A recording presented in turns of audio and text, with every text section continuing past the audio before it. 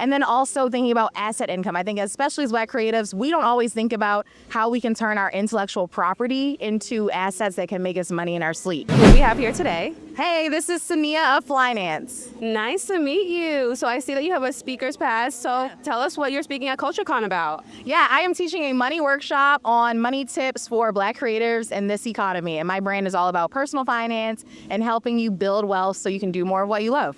Ooh, I love that. So what's your background? And were you like a financer? How did you get to this point? Yeah, my background is actually in finance, but I was just going through my own financial journey and kind of making money mistakes and really just wanted to build a community of like-minded people around me who were paying off debt and building wealth and learning how to invest. And that's kind of like how my brand was really born. I started in 2020 and just haven't looked back since. Oh, I love that. In relation to finance, with creatives, sometimes it's really hard to, find the finances or find the funding. How do you go about that? And what is your tip?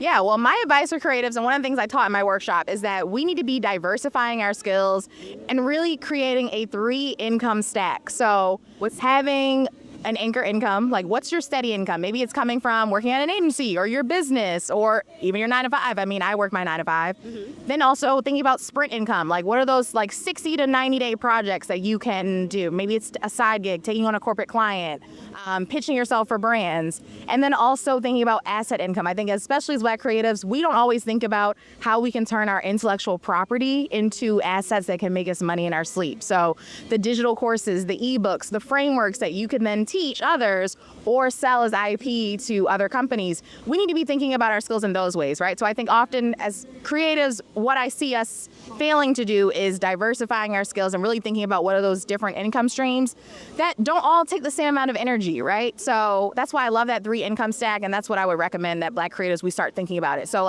how it looks like for me, my anchor income is my 9 to 5, my sprint income, I've done summer sprints where I'm just trying to get brand partnerships. Last summer I brought in $20K in brand partnerships. Nice. Just from pitching and sourcing. And then assets, I have digital products and IP that I sell, I coach. So all of these things together allow me to make enough money so that I don't feel stressed about money, and I can also put it towards my financial goals. Oh, I love that. That's great. So what would you say would be one of the first steps you should do as a creative when you're thinking about your finances? What's the first step?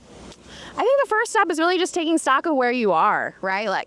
How much money are you kind of bringing in with your creative ventures, and really just focusing on trying to earn more, right? I think a lot of times, especially as Black creatives, we are making such impactful content, but we're not always getting paid for it. So I think really thinking about the ways that we can monetize our influence, our impact, so that we can, at the end of the day, cover our bills and be able to sustain ourselves so we don't burn out.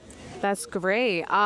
So even with financial literacy, it's also something that within the Black community, we don't have that access, and it's really hard to find that. So are there any resources that you can provide for our listeners here today? Yes, well, definitely follow me, Flynanced, and I'm connected to a lot of great Black personal finance creators, but just some books off the top of the dome that I would recommend as well is So This Is Why I'm Broke by Melissa Jean Baptiste. The Broke Black Girl, she just published a book. Dasha Kennedy. Who else do I love? And I would just say tapping into creators like me, because we're always sharing each other, sharing resources of other pages. But I think if you're in doubt, there's probably a Black creative already out there that's teaching you about money, teaching you about wealth building. So it's just about tapping in and finding us. Oh, I love that. And last question. Yeah. Since we're here at CultureCon, what does culture do for your creativity?